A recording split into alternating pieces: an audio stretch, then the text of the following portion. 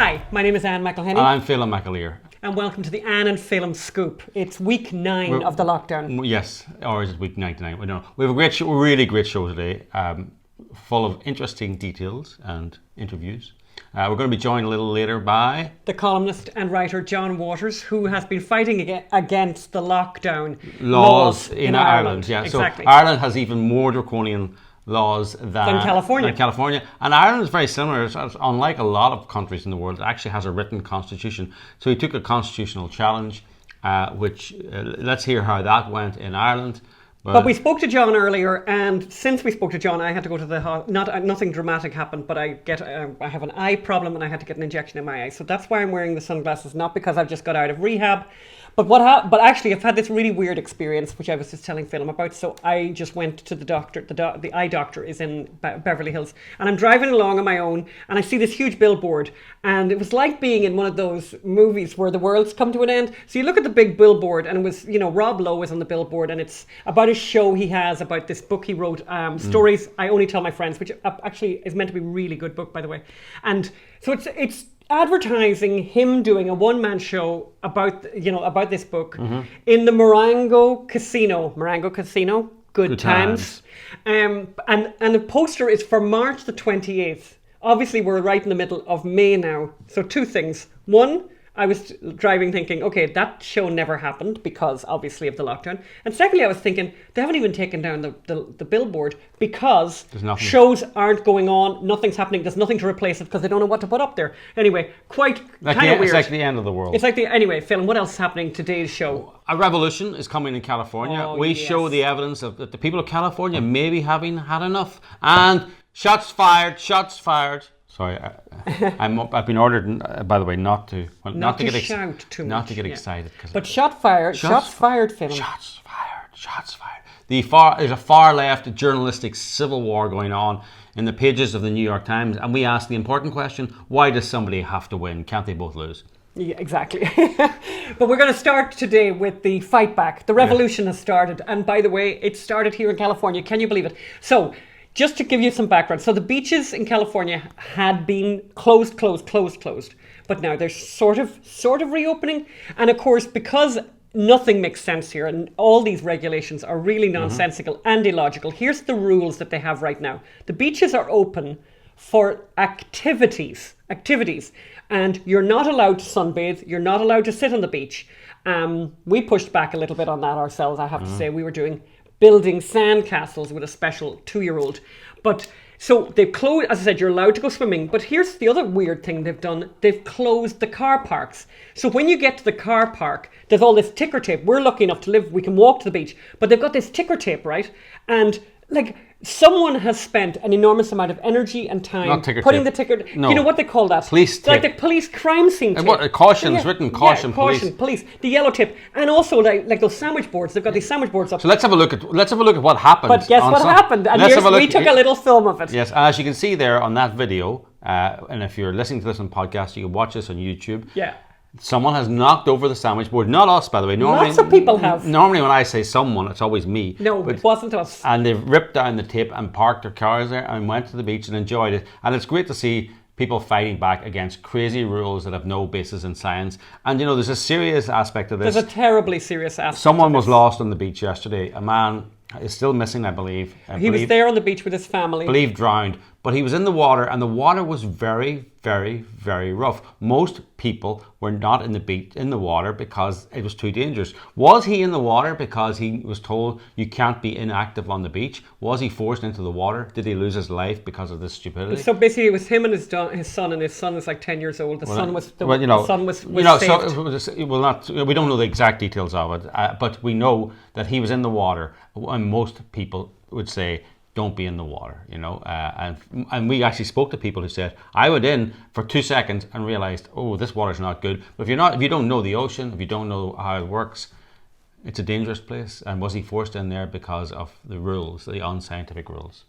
So, moving swiftly along, this is a wonderful piece that's in the New York Times. It's not often you hear me say that. It's civil war, it's shots fired, it's blue on blue, it's green on green. It's friendly fire.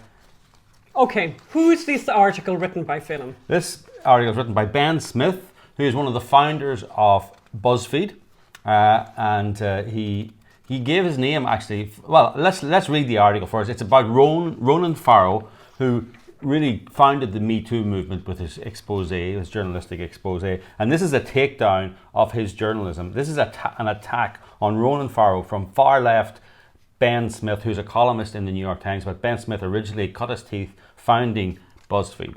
So, what struck you? I mean, we both were very... Well, there's a couple. Look, it's a really, really long article. But a couple of things that struck me that I really liked was Mr. Farrow may now be the most famous investigative reporter in America, a rare celebrity journalist who followed the opposite path of most in the profession, and on and on and on. The child of actress Mia Farrow and the director Woody Allen, he has delivered stories of stunning and lasting impact, especially his revelations about powerful men who preyed on young women in the world of Hollywood television politics, which won him a Pulitzer Prize. I've been watching, and so the first thing that struck me, Phelim, was that this very big attack, long attack on Ben Smith, on Ronan Farrow by Ben Smith, is written about someone who won a Pulitzer Prize by someone who has never won the Pulitzer Prize, and I think could be a bit sad about that. That's the first thing that struck me. But the next thing that struck me was, I really love this bit. Mr. Farrow, 32, is not a fabulist. So he, that's great, right? He doesn't make things up. Great. His reporting can be misleading, but he does not make things up. His work, though, reveals the weakness of a kind of resistance journalism that has thrived in the age of Donald Trump.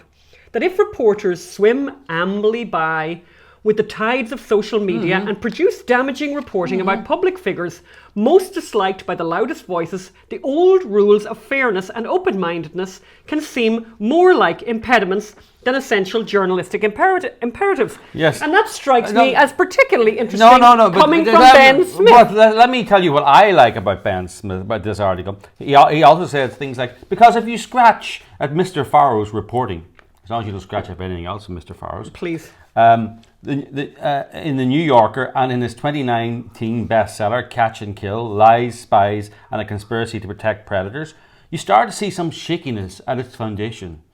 He delivers narratives that are irresistibly cinematic, with unmistakable heroes and villains, and often omits complicated... Listen carefully. Very important. Often omits complicating facts and inconvenient details that may make them less dramatic. At times, he does not always follow the typical journalistic imperatives of corroboration and rigorous disclosure. Or he suggests conspiracies that are tantalizing but he cannot prove. And then he later goes on to say, but a fundamental principle of the contemporary craft of reporting on sexual assault is corroboration, the painstaking tracking down of friends and neighbours, the traumatized victim may have confided in, blah, blah, blah. So Ben Smith is famous for something, Phelim. He's very famous for something. So I looked up the Wikipedias, but I think you already knew what he was famous for. Mr. Ben Smith, as BuzzFeed's editor, published the Steele dossier, a 35-page dossier about Donald Trump. Yes, that set the whole Russia collusion hoax in train, with not one iota of corroboration, not one attempt to corroborate, not one attempt to phone. Said Michael Cohen was in Prague. Not one. Did not ask Michael Cohen for his passport. Did not ask where the Steele dossier, who Steele was, where this emerged from. Not one attempt to corroborate it. There was lots of details there that could have been corroborated. And in fact, there was things like that the Russians have a consulate in Miami. The Russians don't have a consulate in Miami. The money was supposed to come from the consulate in Miami. So, Mr. Ben Smith, and let me tell you a little bit more about Ben Smith. He actually has John Nolte, I think, started this from Breitbart. There's an actual verb called Ben Smithing. Right? Ben Smith. To Ben Smith. What happens if you Ben Smith somebody? So you can look up the Urban Dictionary. Ben Smithing, a political tactic that disguises itself as journalism in order to protect Democrats, most specifically Barack Obama. So here's how it works. 1, something happens or is discovered that might hurt Obama. That something is discovered in the alternative right-wing media, conservative media, and uncovered. Ben Smith, or the Political Fact or Media Matter, pretend to investigate it, write something disguised as definitive, one of those long definitive pieces, and then this investigate it and clear or say it's overblown. And that then hands the media, complicit media, an excuse to ignore it because it was investigated by Ben Smith. Totally investigated, already. So Ben, you may be able to write a long column in the New York Times. You may be able to Ben Smith. You may do, but you don't have much self-awareness. God, you don't have much self-awareness, exactly. And you know what he said at the time when he was challenged about the Steele dossier? He said, "We have always erred on the side of publishing." Yeah. Not corroboration then, no? Not corroboration so much then. Not looking for no fairness, no investigation, no curiosity. Yeah. Well, as we've said before, when you spot a journalist not being curious, you know that they're covering something up. We're moving right along, and we're going to be joined by a great journalist now. Yes, John Waters, an Irish journalist. We'll introduce him now. We spoke to him earlier before Anne had her eye operation. Yes. Before I put on my jumper on my Gansey. So I've got my Gansey on. He's got his Gansey on. Put the Gansey on as in respect. Exactly. Yes. So let's go over that interview now with John. We're joined now by John Waters. John is an Irish columnist, author, playwright. He has worked for every major Irish newspaper. I was going to list them all, but actually, it's just suffice to say every major newspaper and magazine back when diversity of thought was allowed. His first book, Jiving at the Crossroads, a look at the modern underbelly of Irish politics, which turned out not to be so modern, was a bestseller. His most recent book, Give Us Back the Bad Roads, it's a great read. It's about modern progressive Ireland and how, still available. And the harm that has done to so many people. He's a fortnightly contributor to the American journal First Things, a permanent research fellow at the Centre for Ethics and Culture at the University of Notre Dame. And like all great writers, he divides his time. He divides his time between several locations.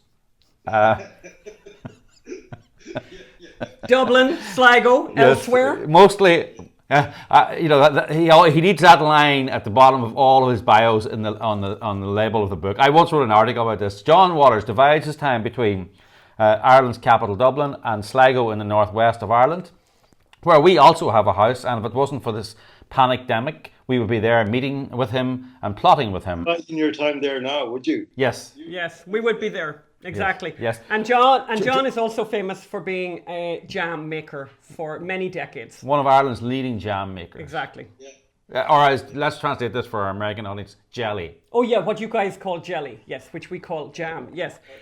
John, it's great to have you on the Anne and Phelim Scoop. Welcome. You both. How are you doing?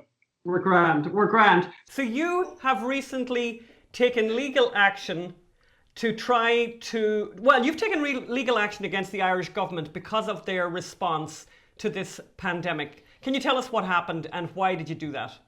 Well, just before Easter, they had been messing around with different kind of slightly semi-voluntary measures, telling people to stay at home and closing bars and stuff like that, and social distancing, all that stuff. And then suddenly, for no particular reason that anybody could think of, they suddenly announced that it was going to be the law.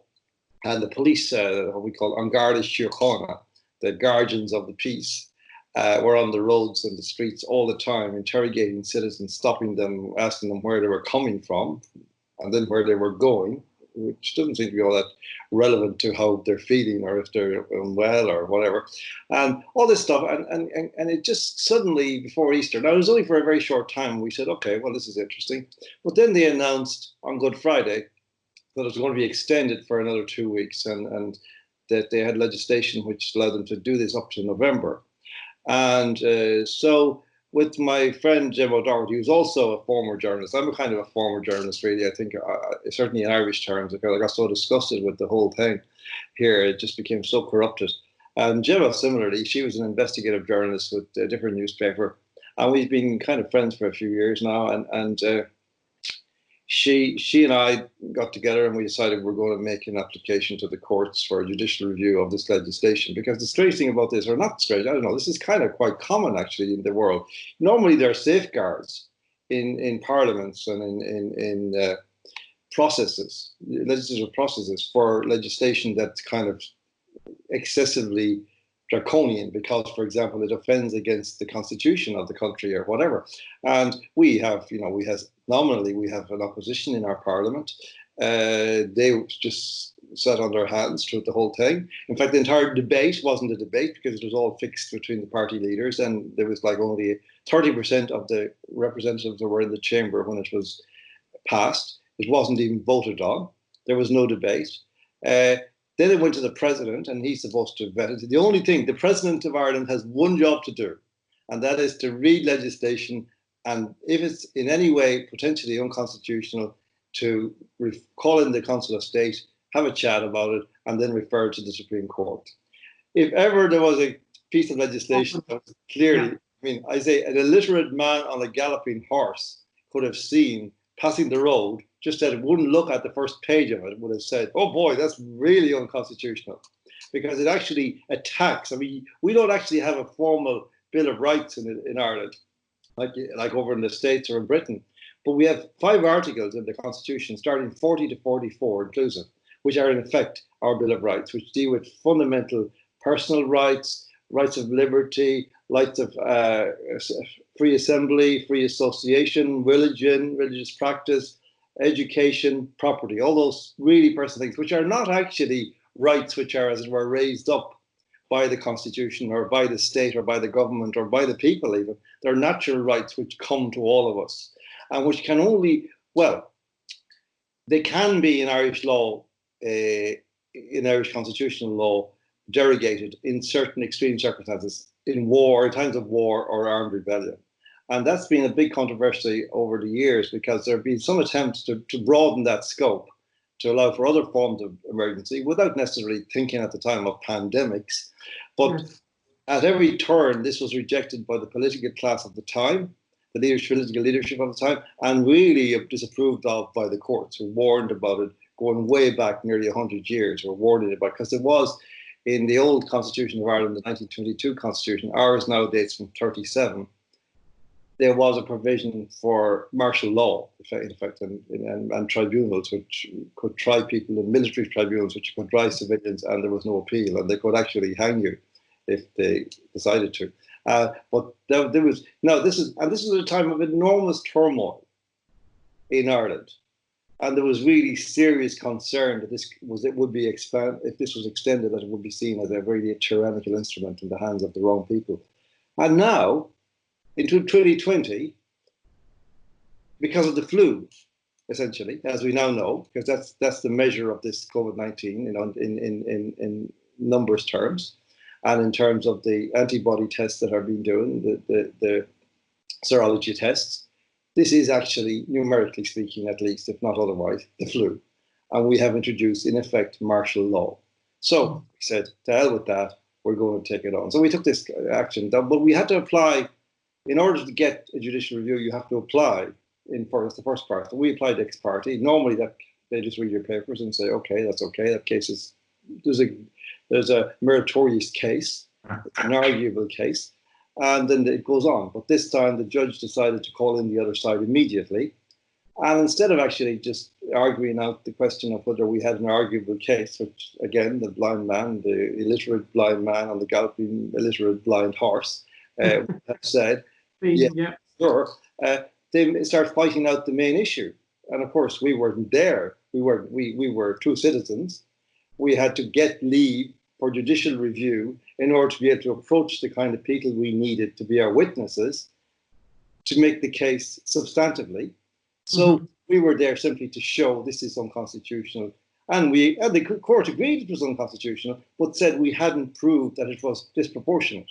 Well, it isn't actually up to the applicant to prove it's disproportionate. It's up to the government to prove that it's proportionate. That's the way it works. So that was the kind of conjuring trick that was played in the court last week. So they turned us down. But now, we expected it anyway, but we're now going, the next stage now is to appeal to the Court of Appeal and to find our way back again into the judicial review process, hopefully, and then going through that. And hopefully, eventually, one way or another, we hope that it will end up in front of the Supreme Court, and that there can't really, it seems to me that you can't, a Supreme Court really, that has any eye to its credibility, cannot but find in our favour on this. It's so barefaced. Yeah, well, they cannot but give you a hearing at least. I mean, yes. I want to explain, just for, we have an international audience, how the Irish system is supposed to work. And so a piece of legislation, and this has happened with innocuous legislation. I can't, housing bills and education bills. They're supposed to go to the president for a signature, and it's like the Queen signing legislation. The president can't really reject it. It would be a constitutional crisis. But the one thing the president can do is refer legislation to the Council of State, which is a bunch of, basically it used to be a bunch of intelligent, smart people. Now I think it's a bunch of his cronies a lot of the time. Isn't that correct? It's actually mainly former prime ministers, Taoiseach, as we call them, and some vice prime ministers, deputy prime ministers. So it's that kind of... Okay, it's not quite. So, but they're supposed to look at it and go, this doesn't pass the smell test. This needs to go to the Supreme Court. And they've done it. They've done it for some legislation that's not, that's not particularly controversial. What they do with presidents for ideological reasons. They'll send a bill which they don't want to be challenged thereafter. They'll send it to the Supreme Court to actually seal it off so that it can never be challenged again. That's often happened. That's the kind of thing they actually do. Just for our, as Film says, for our audience, which is international, to understand what is life like in Ireland right now. Can you describe what's it like for what kind of laws are you having to deal with now?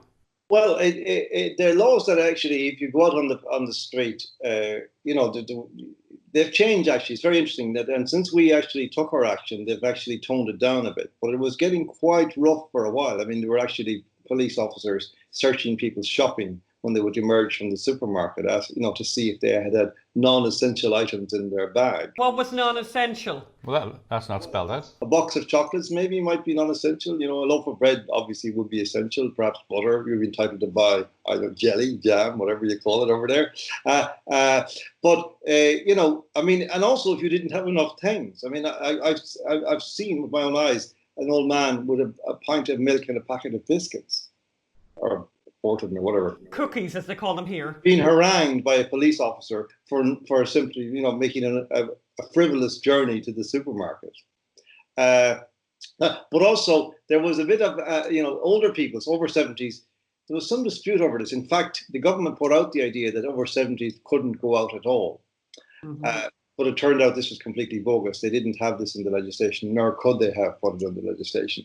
So that was another one. But we live opposite a green, we're opposite the Irish Sea, essentially, and we're looking at the bay.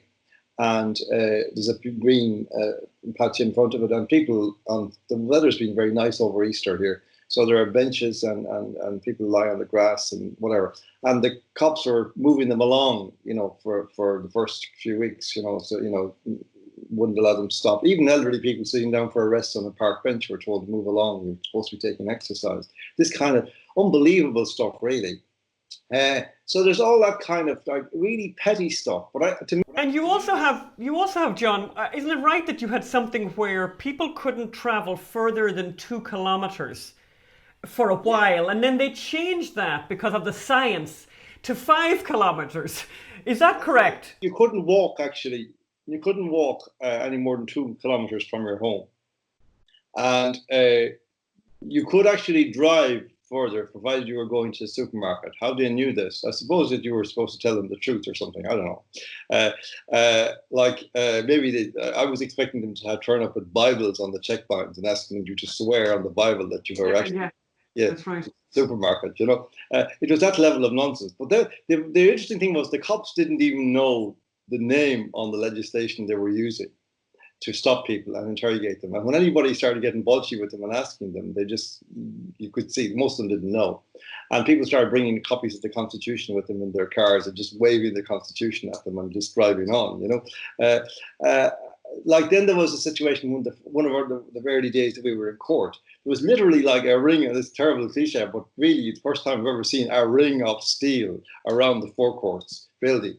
Like there was like 100 cops at least, with in vans, in cars, police or prison vans, waiting for in the hope that they would find some excuse to arrest us. Haranguing people, questioning people. This is unprecedented, and the most bizarre thing of all was that most people just went along with it. Now, yes, this is to me baffling because in principle, I would be against it. But also, as it went on, I became more and more aware. This is new territory, existentially. And what happens to you as you go along is that you become aware of the oppression of it building up inside you, like that suddenly there's a kind of a quality of it which is really insidious, where the politicians start suddenly almost to gloat about the power they have over the people and say things like, oh, next week we're hoping we'll be able to allow the grandparents to hug their grandchildren. Isn't that lovely? Won't you like that? This kind of stuff. And you feel like going around there and punching them between the eyes. Yeah, well, that's the same here. I mean, they opened the beaches for a little while, and then the media published pictures of shots of the beaches from a low level. And when you take that picture, it looks like everyone's sitting together. When you take the overhead shot, they're all spread out. But this picture went out of everyone crowded on top of each other. And the politicians immediately then banned the beaches, closed the bike paths. Oh yeah, they closed the bike paths. Then Orange County said they were going to open. Then Gavin Newsom came in and said, we're going to reclose all beaches again. And if you don't behave. And he got such a blowback overnight that he then said, actually, I'm changing my mind. No, I'm not changing my mind. I never said it in the first place. Because Ventura, some places opened, and then he said, I'm going to close them all. And then he says, I'm only going to close Orange County. And that's where all the Republicans are in California. And it's like, so he was gloating. He was actually gloating about this. Zero science. Now you have to wear a mask on the beach. And now you're not. You have to wear a mask when you're out of your house anywhere in Los Angeles. Apparently, now we're not abiding by that one because from every kind of point of view, including health, actually, that it's a bad idea. But also they have these kind of really, and as you say, it's like they really are enjoying. Yeah, they're enjoying. They're having these meetings where they're coming up with these ludicrous regulations, like really ludicrous. So, for example, here, you can be on the beach, but you have to be active. You have to be active on the beach. So you can swim and you can surf, but they have the car park closed. So people can't park their cars because the amount of car parking is very, very limited. But we went to the beach yesterday with our godson and our colleague Magda and her husband Paul.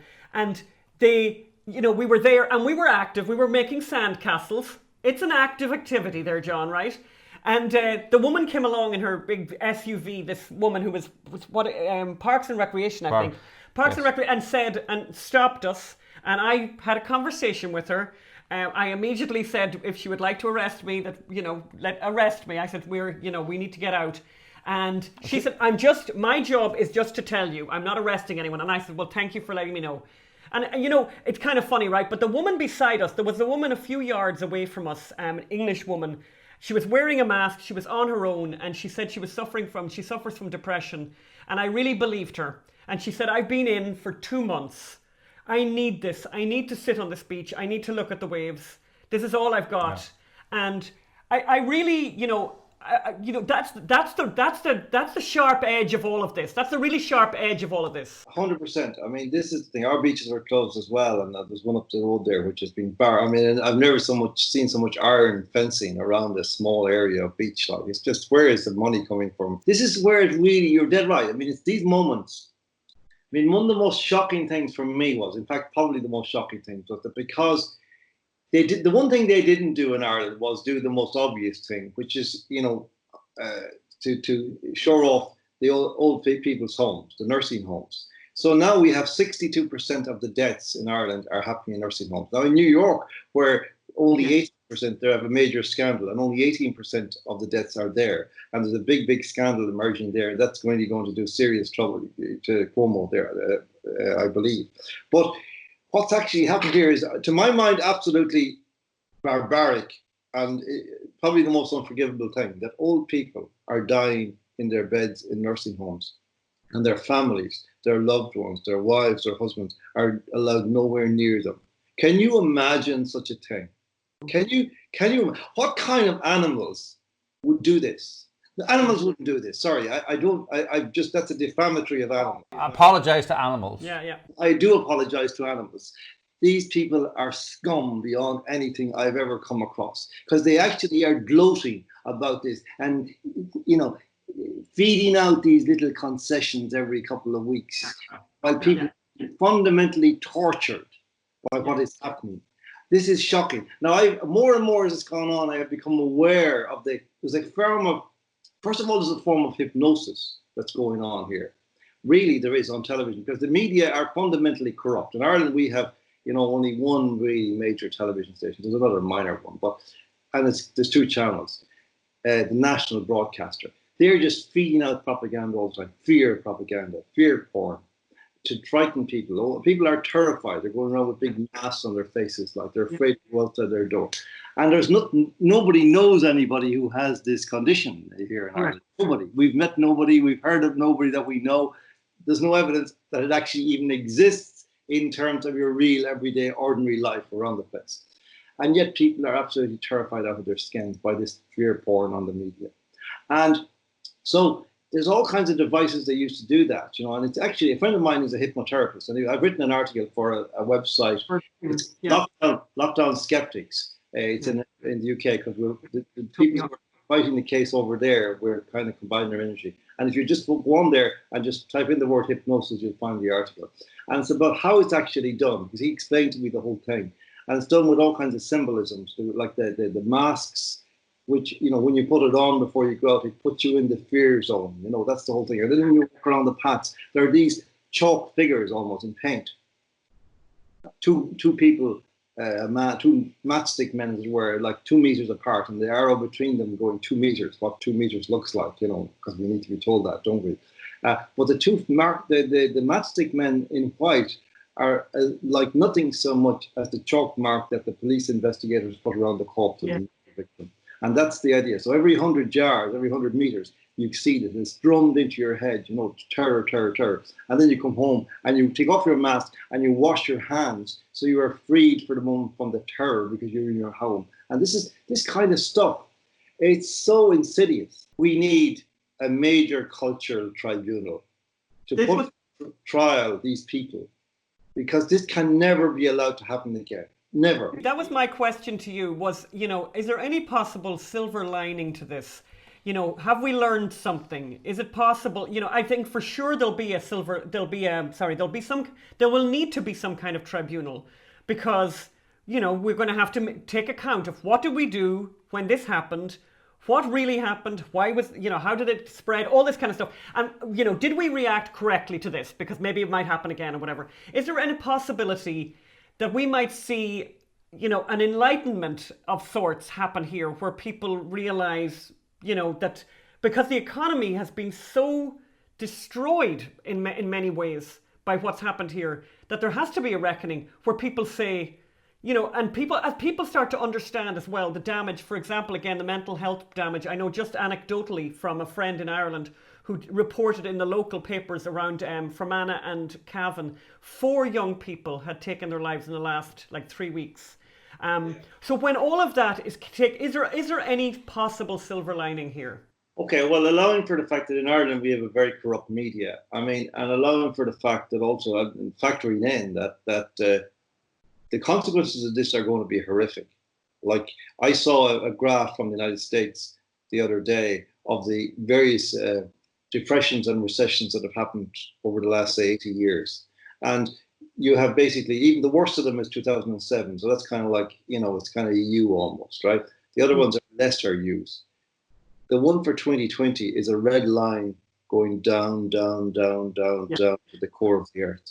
Now, that will have enormous consequences, not just economically in the immediate financial sense, but all the things that, like, you know, countries which have, you know, recessions don't get healthier, for sure. They get unhealthy, because that's when the disease, you can't, you know, the hospital systems can't cope. The financial economic situation can't cover all of this. And already we're seeing that many people who actually have other conditions are not able to get treatment, haven't been able to get treatment. And the suicide, I mean, in Ireland, I mean, I heard 2 months ago that the suicide from somebody inside the system here told me that the suicide rate had gone up by 50% within the first few weeks. I would say it's much higher than that now. So all of this will need to be, now it's unthinkable, because I don't think, this is the funny thing, out on the street, looking at people, they have no idea. They think they're kind of on some kind of holiday. But in fact, there's a horror show waiting for us all. And so I think that, the reckoning that could come out of that, well, I don't know, if you have a corrupt media which is complicit in the whole thing, how can you hope that there will be a proper... How does this end? That was my question. How does this end? Oh, it's an absolute disaster. I mean, it's only a matter of when they don't know. But once you start up again, it's like, I don't know. It's like you damage your engine, you just try to start it again, and it just blows up. Like it just peters out, on the side of the road, and then you try to start it again, and it just, it's just going to happen. Something like that. And I don't think anybody, at least, this is a mystery to me. Like, what are the politicians thinking? I mean, I look at President Trump, and I mean, he's the best of the whole lot in this thing, but he's still kind of buying into it in a way that is, to me, kind of unreal. And he's talking about, like, the recovery, and that the fourth quarter is going to be terrific. Well, it ain't. You can understand, right? Cuomo, Governor Hotspot, as we call him, and Governor Awesome here in California. They're involved in a political war, and they want to destroy the economies of their states to make sure that Trump does not get elected, right? That's the priority. That's the priority. And so you're saying, what are these politicians thinking? But what are they thinking in Ireland, where there's this national consensus, right? Where they all agree. Yeah, Ireland's in another situation there where our government is not our government. It hasn't been for a very, very, very long time. So they just take instructions, whether it's from the EU in one context, or the corporate sector in another context, or in this context, the WHO, which is a fundamentally corrupt organization. And is already what's actually happening is actually happening in plain sight. Yeah. The fiddling of the fatality figures is happening in plain sight. Yeah. They're actually telling you that their method of codification is basically people who died from COVID-19, people who look like they died from COVID-19, people who might have looked like they died from COVID, people who might have sneezed sometime about 3 weeks ago and somebody thought they saw it or heard it. Basically, and also then finally people who didn't die from COVID-19, you put it down anyway. And this is so like everybody who died in Ireland, it seems, in the last 3 months has died of COVID-19. And still, the figures are nothing like, they're no more than the average flu. Here among the liberal left media, they've really taken to Fintan O'Toole's article about America. How unique. I don't know if you're familiar with it or not. I haven't read that guy for years. He's a horrible guy. He is totally dishonest, a totally dishonest journalist. Most fundamentally dishonest journalist I ever heard of in my life. And the article backs it up. But so there's this thing in Ireland. I've stopped phoning people in Ireland now, because you phone people in Ireland and they tell you how sympathetic they are to the mess that America now is. And I'm going, go on Worldometer. The Irish death rate is higher than the United States. Much higher. Per millions. Much higher. This is amazing, actually. I've been watching this, and it's fundamentally, I think, because the New York Times has this table and America's at the top of it. And America's only at the top of it because obviously America has the biggest population. And if you count in absolute numbers, well, then you're going to have America the highest. If the president's name was not Donald Trump and was actually, say, Barack Obama or Hillary Clinton, they would be counting it per capita. And in that situation, the United States will be about 3/4 way down the table. Yes.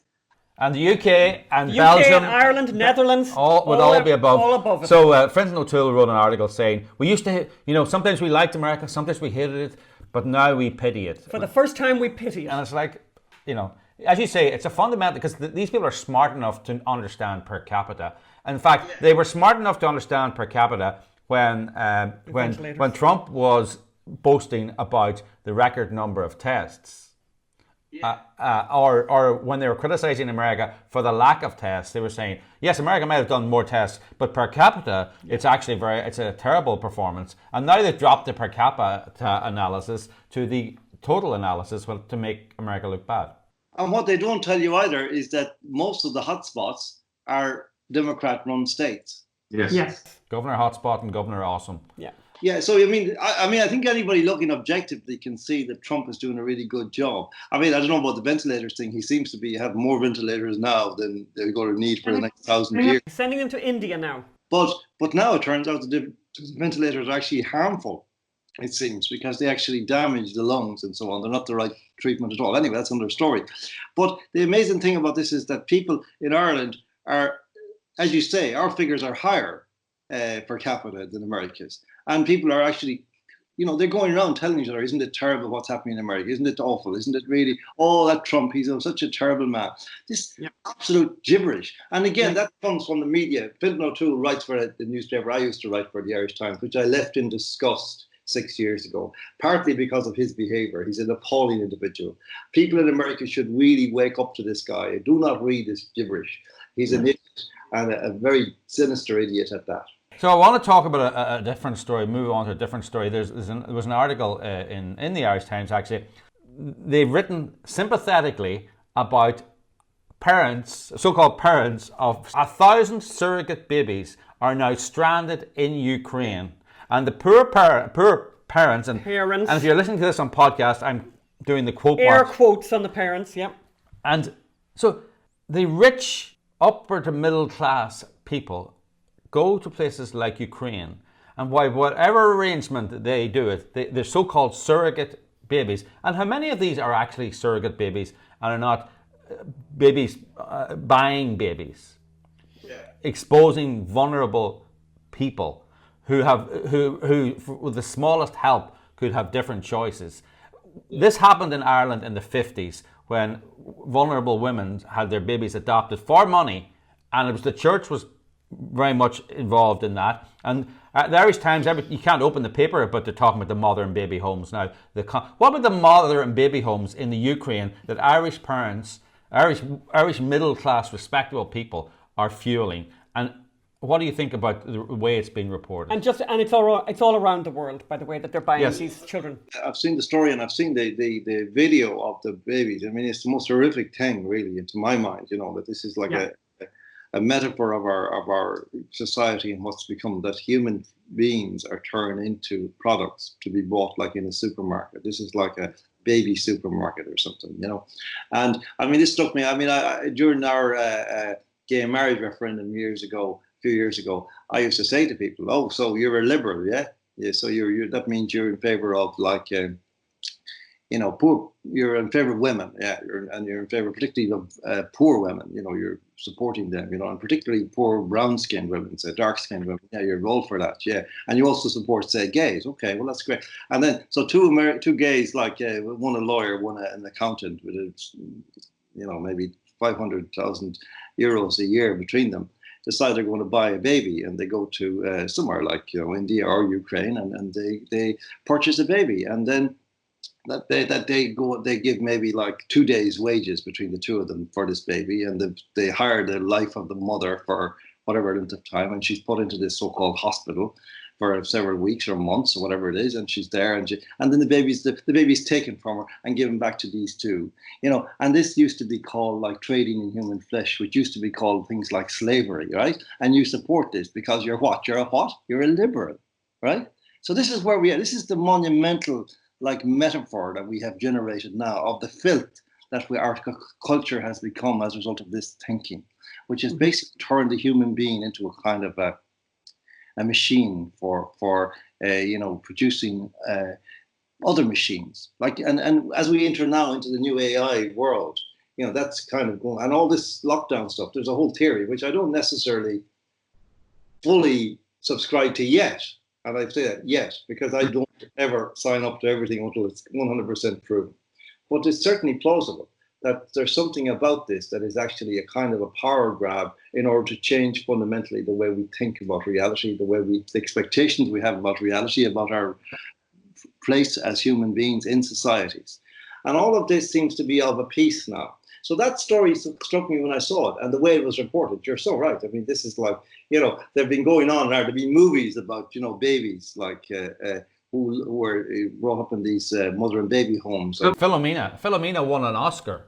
And they were searching for their birth parents. Oh my God, it was so terrible. And yes, it is. And it was terrible when it happened, and it shouldn't have happened. But it's happening every day now. But it just so happens that it's kind of okay now, because usually it's kind of gays or somebody that we approve of who's doing this stuff now. So that's the corruption of our culture again. And that's central to what I mean when I use the word corruption of media, that these ideas have completely rotted out the core of what. When I was a journalist like 20 years ago, like something like what's happening now, the people I used to hang around with, I'm sure you had the same experience, like they would be all over this like a dose of salts, like they would just questioning and hounding the people from the health organizations and so on. I know, I mean, it's funny, it struck me like back in the day, like it was disgraceful.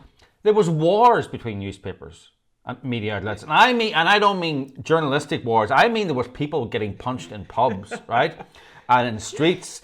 Journalists were taking sides. They were beating the crap out of each other. Like I remember the awards ceremony in Northern Ireland had to be cancelled because they ended up in massive punch-ups. Right? Yeah. This... And that wasn't just caused by drink, right? No, there was deep ideological divisions and political stands. But getting the story and making the powerful accountable was the thing that kind of got people up in the morning and kept them awake at night. And kept them talking in pubs into the small hours when they were taking a breather from actually hounding these tyrants or would-be tyrants. And as a result, there weren't that many tyrants in those years. Now there are would-be tyrants or prospective tyrants. You can see it in the glint in their eyes. You can see the way that they've learned something in this pandemic, which unless we unlearn them of it, it will become permanent. That's the perspective we have to have now. And unfortunately for me, I regard, you talk about my legal case. I don't want to be fighting these issues in the courts because I don't particularly trust courts or judges, and they're all part of the same establishment. I would prefer if there was some forum that could fight these out journalistically and alert people and give people the truth. There's no debate going on at all. I think that's the thing that's really missing. When you see all these panels on Channel 4 and the BBC, all made up of the same people, all agreeing on various, more severe regulations rather than stopping this thing in its tracks. So, but we really have run way over time, so we're going to have to stop this. But we are so glad that you took time for us today, John. All right, thanks so much. All right, we'll see you. Okay, John. Bye, John. That was great. Well, as usual, John knocked it out of the park, and it's just anyone who thinks we just spoke to someone on the phone there in America, and they said, "What has happened to our Constitution?" Just be reassured, this is happening all over the world. This is a global movement by globalists, and just like Trumpism is a global movement, the left have their movements as well. So we need to watch those and challenge them wherever they are. So next week, thank you for listening to this. Well, I hope we didn't go on too long. I always think we do. By the way, if you want to help us keep doing what we're doing, please go to the Unreported Story Society. We sent out some appeals last week. It got a brilliant response, but we need more to keep going. We need to hire producers. We need to hire technology. We need to keep the lights on. Keep the lights on. Keep these many lights on. Yes. We have a lot of lights here. Yes. And big bulbs. And big plans for this year, because obviously this is a very significant year for people making a big decision. So please go to the Unreported Story Society. Give what you can. Unreportedstorysociety.com. Give what you can. We particularly like if you can give a little bit every month. That's right. Or a lot every month. Sustaining members are our favourites. Yes. Yes. So hopefully next week we're going to have a really great guest. We're going to be delving deeply into Obamagate and the Flynn affair. You don't want to miss from that. The person who knows it all. Yes. So you won't want to miss that. So tune in next week for that episode of the Ann and Phelim Scoop. Until then, all the best and stay safe. Bye. Don't get arrested. Thanks. Bye.